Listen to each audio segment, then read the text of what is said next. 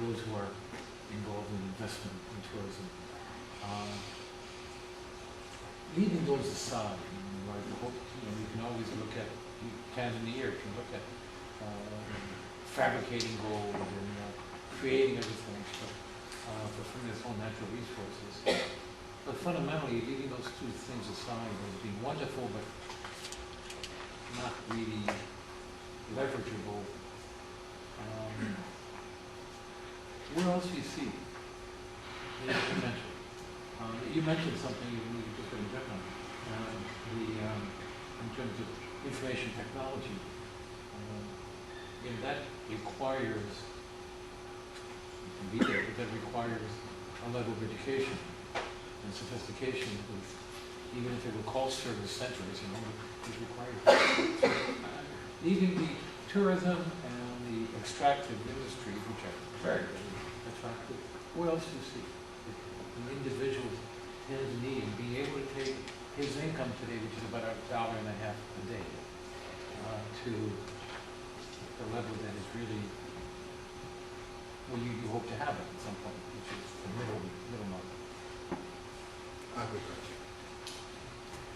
Agriculture, first of all, 80% of the population of Tanzania is still rural,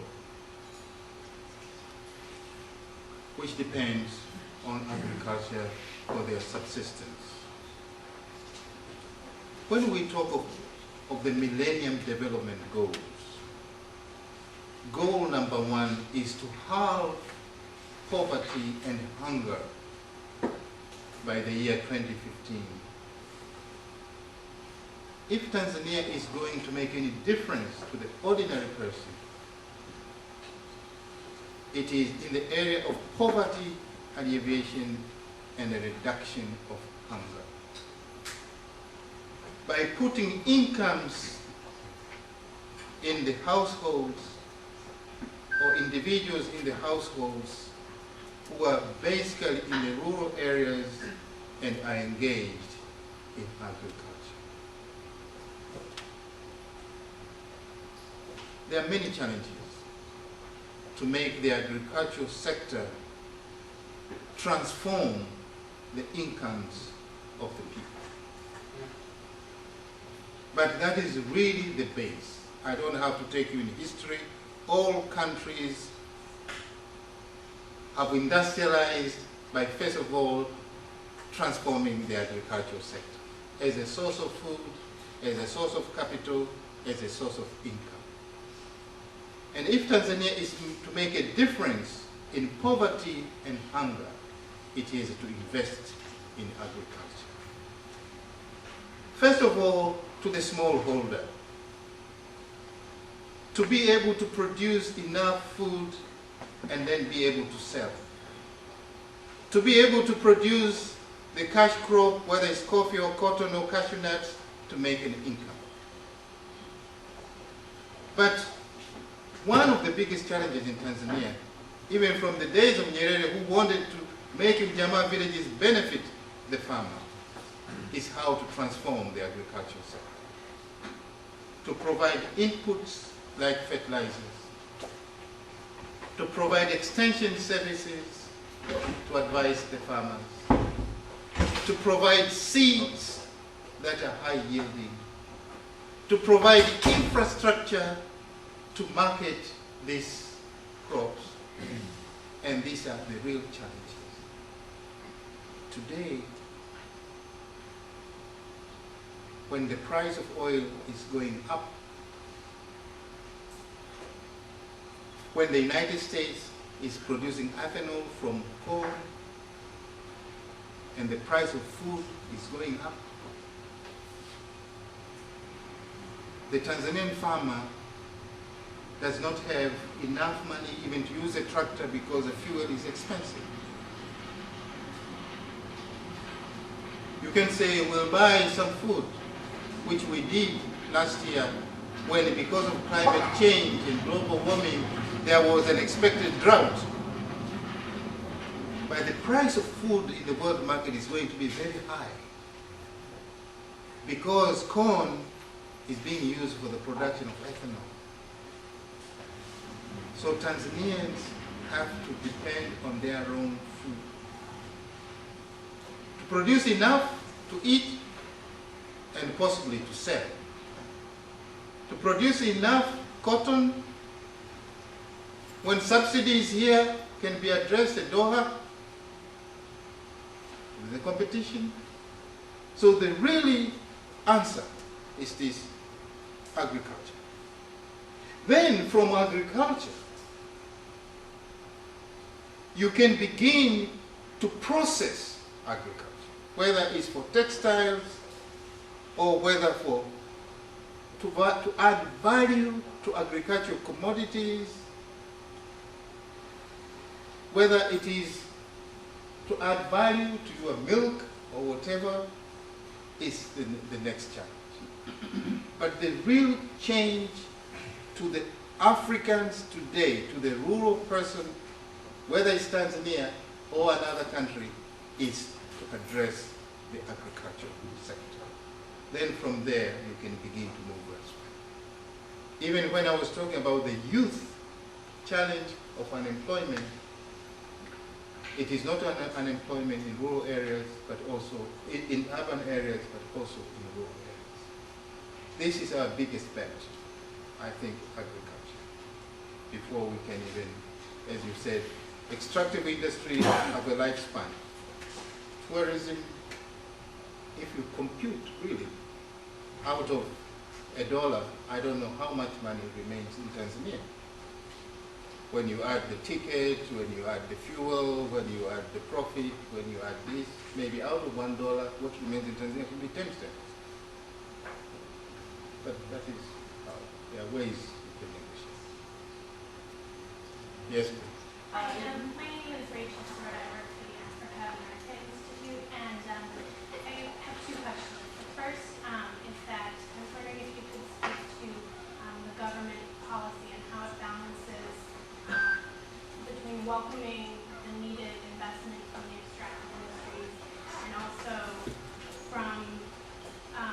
how it balances that with the fact that affects wildlife and the country has 25% of the land under conservation. So what is the balance between the extractive industries and preserving the wildlife, as well as the tourism sector as well? It requires infrastructure to be built that also has an impact on the wildlife. The second question is that you mentioned that tertiary education was an area that needed significant help in Tanzania, and with also this welcoming and trying to bring in foreign investment that's going to require individuals to be trained. So what needs to be done within the country, and what needs to be done in terms of assistance to make sure that individuals are prepared to work in the tourism sector, to work in the different companies that may be investing in Tanzania in the future? Starting with the first one, if I understood your question well, conservation and the mining. With the increasing population, right now, the Maasai, who are predominantly pastoralists, are competing with the agriculturalists. In the Ngorongoro, the Maasai can coexist with the animals. That's why it's called the Ngorongoro Conservation Area. But there'll come a time when Tanzania would have to judiciously plan in such a way that the area for agriculture and the area for conservation, and whether having 1,000 heads of cattle is still a viable way of life, or there could be another way of doing it. So that is, if I was to put a challenge, it's really to strike a judicious balance between conservation, agriculture, and pastoralism in Tanzania. Mining, already there are areas which are taking a lot of land to mine, and people are being displaced. And these people have to be given land elsewhere. Fortunately, we still have land. We can do that. But maybe time would come when it may not be possible to allocate people. Last year, because of the drought, which caused famine, we also had a problem with hydroelectricity. We have just come to realize that the sources of rivers for hydropower were also the most attractive areas where the Maasai and other pastoralists would want to keep their cattle. So literally, we had to move the pastoralists from the watersheds and river sources to move them elsewhere in order to preserve the water sources. We have learned the rude way, the difficult way, that hydropower is after all not renewable, unless you can renew your rivers. And the rivers were drying. So these are the challenges that we have between the environment, between agriculture, between mining, and between pastoralism. Thank you. I can't give you an answer, but it is a policy challenge. Education. Education is a long-term investment.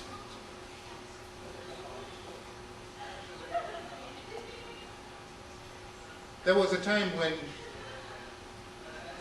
we started primary schools, universal primary school, only to realize that there were no teachers. Only to realize that in one class you have 100 kids sharing 2 books. Teachers, the one is the head teacher, and the deputy head teacher is the prefect, because you don't have the teachers. The same thing for secondary schools. Now we are trying to build more secondary schools, but they are not quality secondary schools. At the university level, the population of university students now, how many of them? We have 38 million. I mean the people at the university. Now they have 55,000. For about 10 universities. But still it's not adequate. You still have to make a long-term investment. And when I said we expect friendly institutions like this to have working relationship with the Ministry of Education, with the University of Dar es Salaam, either through exchange programs or advanced courses, we really mean it, because it is in short supply. There are some subjects which are not taught, but they are very necessary subjects, especially in commerce and management, that are necessary to run this kind of thing. Thank you very much. We had scheduled from 6 to 7:30. I'd like to thank the ambassador once more, and we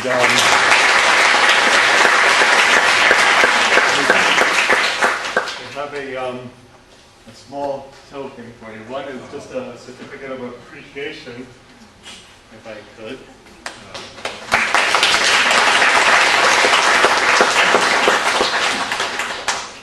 And I'd also like to thank Minister Modest Miro, who did a lot to arrange this visit and prepare.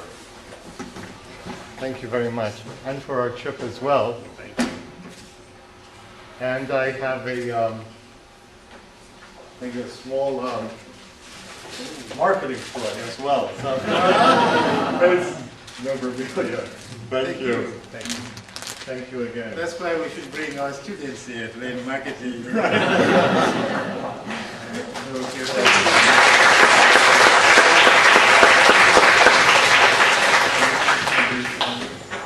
I'd like to just mention one thing as we conclude.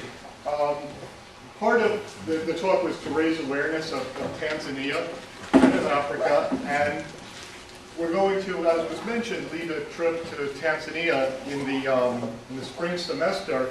And if I could, I just wanted to take 1 minute to read a quote from Banker to the Poor, a book written by Muhammad Yunus in 2001. And he, in case you didn't know, he won the Nobel Peace Prize last year. And it's just part of the philosophy of why I wanted to do the trip. But this is a quote. "I decided I would become a student all over again. And by the way, he was a professor as well. I don't know if it was mentioned, but Dr. Mahiga was a professor in academia before coming to the service of the government, and Mohammed Yunus was a professor as well. He was a Fulbright scholar who came and earned his PhD in Nashville at Vanderbilt. Let me read. I decided I would become a student all over again, and the people of Jobra would become my professors. I vowed to learn as much as possible about the village. Traditional universities have created enormous distance between their students and the reality of everyday life in Bangladesh. Instead of traditional book learning, I wanted to teach my university students how to understand the life of one single poor person. When you hold the world in your palm and inspect it only from a bird's eye view, you tend to become arrogant. You do not realize that things get blurred when seen from an enormous distance. I instead opted for the worm's eye view. I encourage my students to go with me into the village and devise creative ways to improve day-to-day life there. By now I had almost completely abandoned classic book learning in favor of hands-on, person-to-person experience. Based on their experiences in the village, students could also choose a topic and write a research paper for course credit. So this was one of the inspirations. The other one, I'd like to thank two people with whom, if they did not decide to support the trip, I wouldn't have even thought of doing it, and that's Dr. Otu and Rumit Mehta. Dr. Otu is a professor of finance, originally from Uganda, and in case you didn't mention, I was surprised to learn he ran for president of the country last year. And Rumit was a student of mine several years ago who did a business plan for just what he's doing now, and has been an incredible source of resources for us. And I'd really like to thank them, and also everyone for coming, the professors that brought their classes, and Dean Basco has been so supportive of all these endeavors. So, thank you very much.